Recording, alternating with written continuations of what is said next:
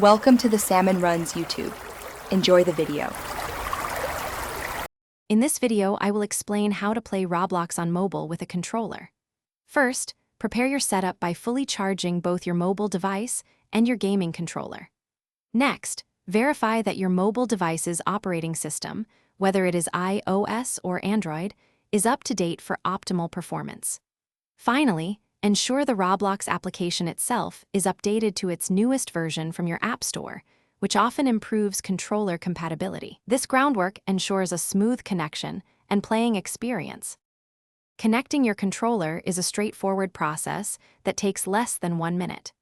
Begin by putting your controller into pairing mode, which usually involves holding a specific button or combination of buttons until a light flashes.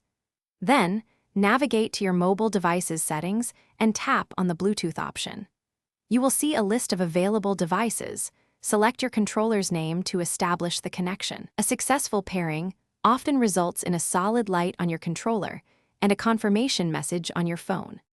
Once your controller is successfully paired, open the Roblox app and choose any game or experience you wish to play. Many Roblox games automatically detect a connected controller, providing intuitive movement and action controls. For those that don't, or if you prefer custom settings, check the in-game settings menu for controller options.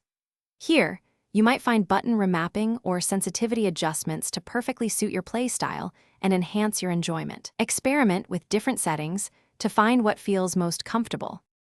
If you encounter any issues, such as unresponsive controls or disconnects, try restarting both your mobile device and your controller.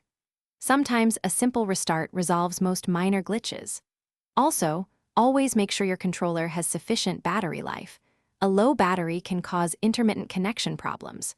Remember that not all Roblox games fully support controllers, so check the game's description or settings for specific details on compatibility. Following these tips will greatly improve your mobile Roblox controller experience.